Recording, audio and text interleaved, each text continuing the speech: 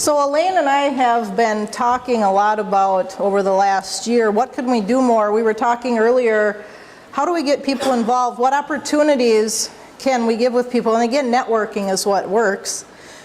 We were talking with Anthony and we said, do you know anybody that has anything to do with Mexico, or someplace close where maybe we could put together a trip with a team and offer it to people who are interested in missions? And before we share a little bit about that, though, I think it's important to share what missions is and what it isn't. Matthew 24:14 defines our assignment. It's the goal of missions that Jesus sent us on. It says, the gospel of the kingdom must be preached to the whole world as a testimony to all the nations, and then the end will come. We're all waiting for Jesus to return. I want him to come sooner than later, so I need to do my part. And the Great Commission was to go out and make disciples by preaching and teaching and baptizing. That's how you make disciples, not by feeding and clothing. Those are nice things, but that's not what we were told to do. That wasn't what the job was that we were given to do. They're not our marching orders. And contrary to what many people say, so often when talking about evangelism, Jesus never said that people must know how much you care. That's what he was saying. Jesus didn't say that before they can care how much you know. That was not a biblical statement. It sounds nice. And we do need to care about people. Even that Jehovah's Witness book I showed you yesterday, that's at the beginning. It says you need to care about these people whose door you're knocking on. You're not just going knocking on the door to tell them something. We all know that.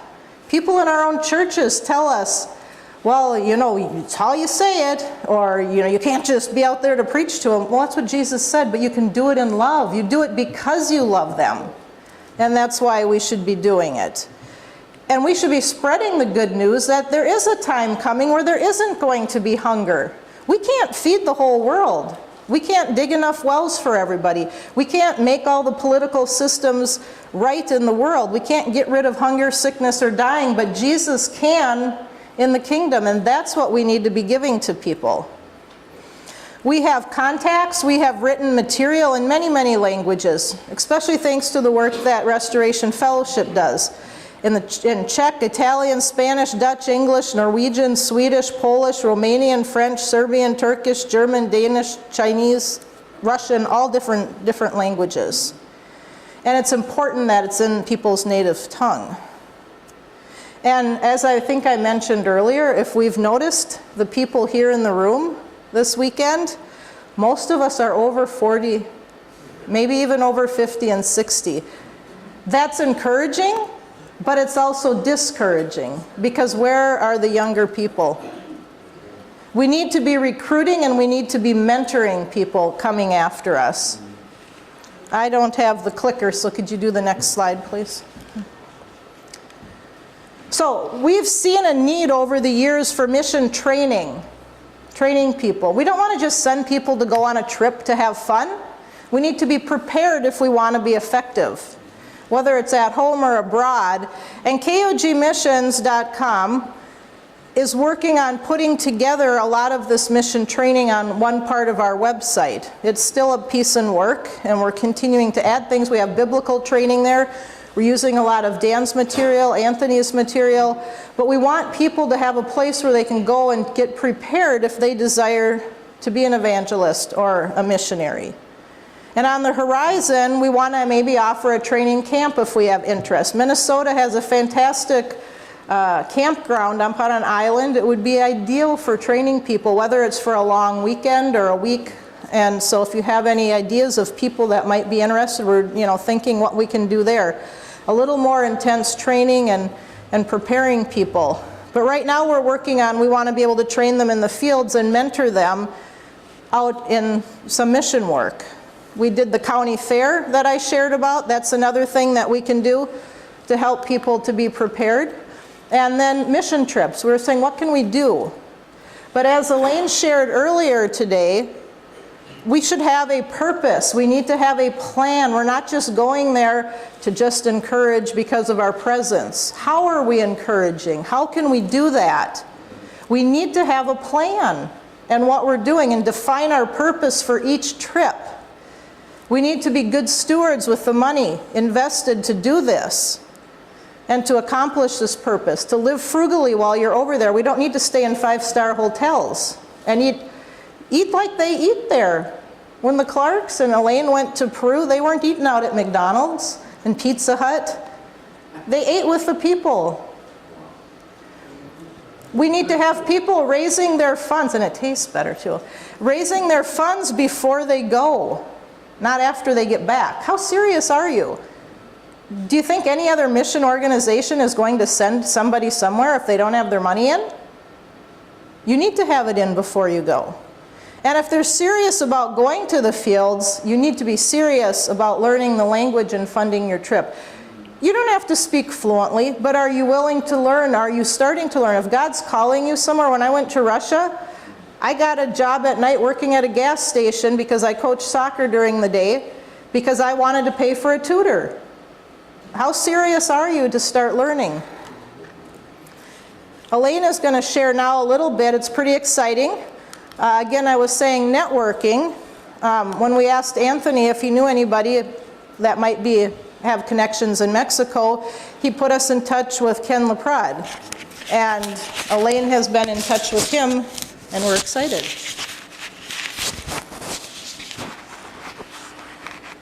The hope is that we can make a trip to Mexico, to El Paso, Ciudad Juarez, in early June. I spoke with Ken on the phone, and he said that his wife is a school teacher who gets out about the 1st of June. So for them to be able to help interpret with the team and also to work with the school schedule of the area, that early June would be the time. At present, and we're still working out on the details. Ken doesn't respond really quick by email, so I finally ended up calling him a couple days ago to get some answers, but that's when he told me what dates would be good. He's not sure really how we should help, so I'm trying to make some suggestions. So part of what I'm looking at this trip might be a kind of reconnaissance trip, so to speak. He said they could really use some encouragement. I guess I should back up a little bit and tell a little bit of history of a little bit that I know. They came out of the Way International. So he was a part once of a much larger group in El Paso and Ciudad Juarez. Ciudad Juarez is right across the border from El Paso, and it's in that corner of Texas. Texas has such a strange shape. You know, the western, El Paso is on the Mexican border, but it's like hundreds of miles north of the Nuevo Leon, where the other Texas border meets Mexico. You know, it's kind of unusual. But anyway, it would be on the far west side of Texas. A little bit about Ciudad Juarez. Just a decade ago, it was like the #1 murder capital of the world. And they were finding hundreds of bodies a month out in the desert. All gang related. It's gang and drug related cartels up there in the northern part of Mexico. And so, but he said it's safe for us to go now. So he has a group in El Paso, in El Paso, he has a small group, and then Ciudad Juarez, right across the border, a small group, and then straight down where it says Chihuahua, but Chihuahua is not only the name of the state, but then it's a name of a city. So straight down about where the I in Chihuahua is where there's Chihuahua City, and he has a family there. So it's not a big group. It was once a big group, but all of these people came out of the way. But gradually, they've just dropped away. I'm not sure if they've gone into other churches or just dropped believing it altogether. But he said that they have baptized quite a few of the people have been baptized just in the last couple of years. They could use a lot of encouragement because they're over in that corner and they don't know anybody else. Nobody else who's Unitarian is close to them. So that's why I would say, as I look at this trip, perhaps partly as being an encouragement, being present, and then holding Bible studies, because he said that even though he has been teaching them and they've been studying, it's always good to hear it from somebody else, a different perspective, and it's just knowing that there's somebody else believes like you do. So I figured that we could have some adult Bible studies and then do something for the children also, vacation Bible school of some sort. So I'm talking to him about a 10-day trip to perhaps 2 weeks, depending on what kind of time people might be able to allot to that.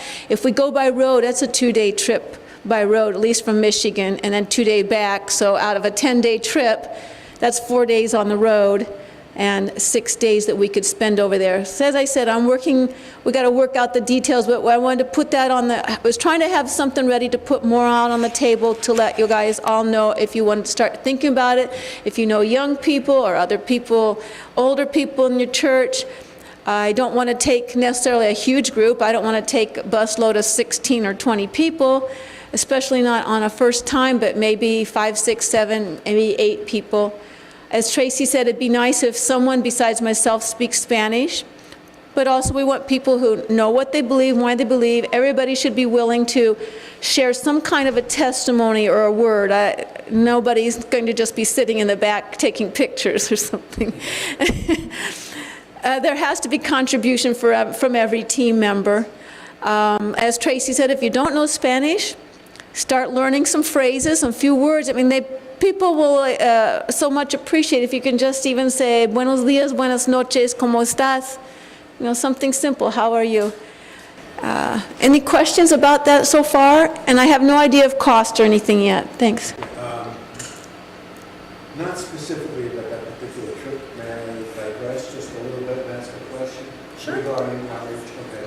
When Brother Carey spoke, he mentioned a fellow who ran a ministry on the weekends, the youth disperse, witnessing, I think you said as far as Ohio. I think that's where he went to college. That was where I went. Okay, but I'm saying, but it was a ministry using American youth, preaching to Americans. Okay, we have a truth that the vast majority of American Christians either hasn't heard of or don't know anything about.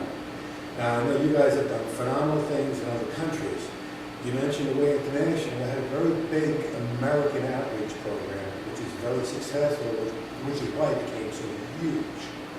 Jehovah's Witnesses have a very big outreach program. Now, just considering that maybe training our youth to talk to other Americans might not be a bad idea. Right. Instead of the adventure of going to foreign countries. And we've been talking about that, I think, this whole weekend, that we need to be...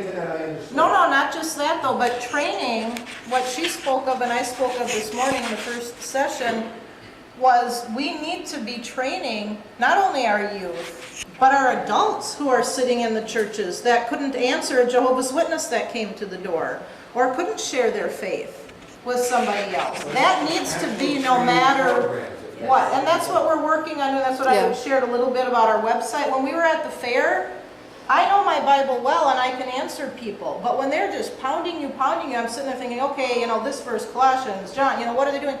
I went home that night and I'm trying to find, okay, I know Anthony has a short little video clip, you know, I'm looking to see more ways to answer, and it's taking you time to find that. And so on the website, I'm trying to put together, picking and choosing here, so I don't have to go through 3,000 videos to find it when you're put on the spot.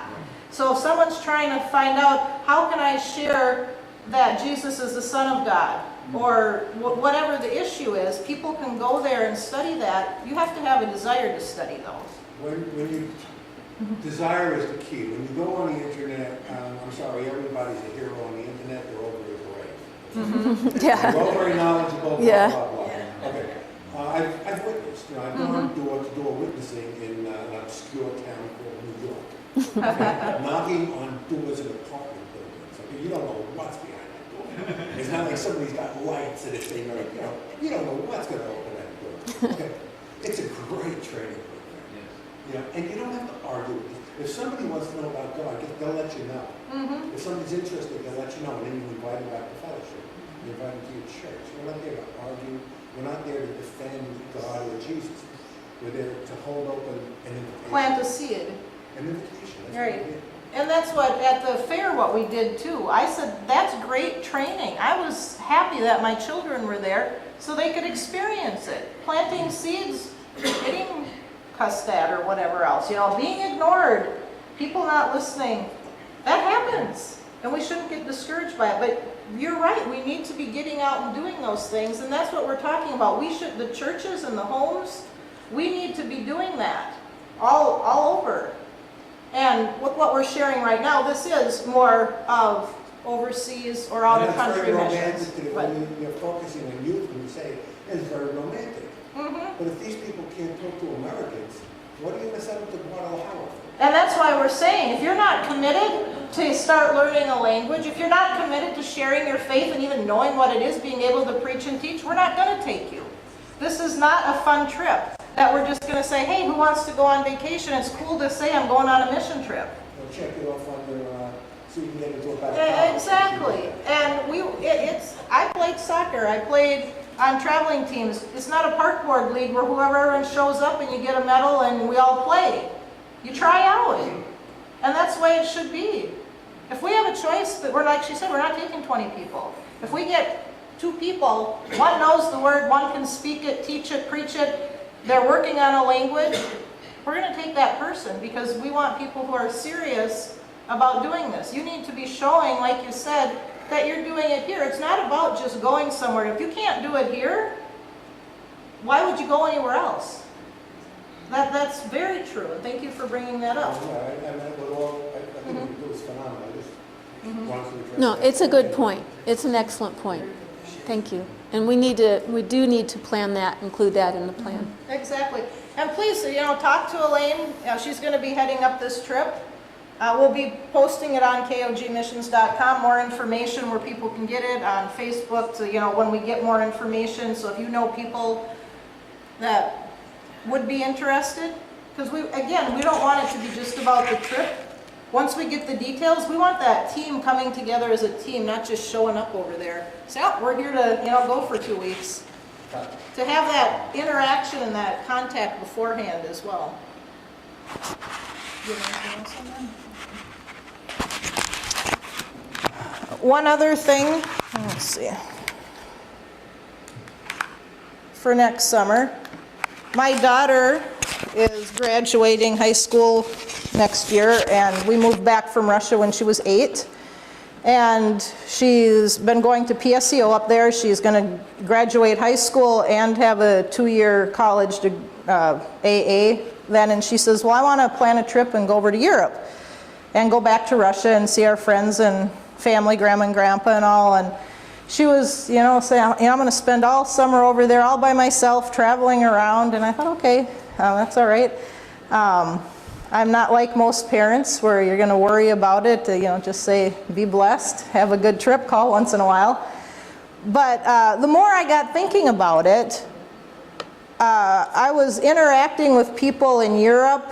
A lady from Sweden there, the lady second to the left, Ingrid. Wonderful lady. Do you remember if she came out of the Jehovah's Witness or, yeah. And her mother's side of the family have been very mean to them. And her and her husband are looking to move to Spain. And we've been talking, and I had mentioned that, my daughter's coming to Europe. And I said, maybe I'll come too, because I would like to meet Maxime. And there's all these people that I met at theological conference. I thought maybe I could encourage them and whatnot. And she says, oh, would you come baptize me? And I thought, yeah, that would be great. And then she says, there's another lady who's in England who might want you to baptize her too, Dawn, that you know of. And I started seeing how my daughter's planning this trip was turning into a mission trip. And she still wants to go off on her own. And I said, that's fine, we can split up and meet up. But the plan right now, we still haven't planned how and when. It's going to be towards the end of May and come back in July. She cut it down from 3 months now to a month and a half, which I was happy. But I'm looking forward to meeting Maxime and encouraging him in person, meeting him, some of the scattered brethren over in Europe. And I am open if there is somebody that feels that God has laid a burden on them, maybe to go for a little part of it somewhere if they're interested. They can talk to me about that as well. We just want to be doing what God has for us to do. We want to be reaching out to people, encouraging people that are doing the work. So in ending here, again, I think kind of a common theme of this weekend is Matthew 24:14. that we need to be preaching the gospel of the kingdom. We need to be encouraging those that are doing that to the nations, in this nation and to the other nations. And as Alane said this morning, the nations are coming here. You don't need to go to a Muslim country. They're coming here if you want to reach out to them. And again, like you said, if you're not willing to reach out to the Muslim guy next door, why would we send you anywhere else? Start here. Start winning the Baptists. No. So, thank you.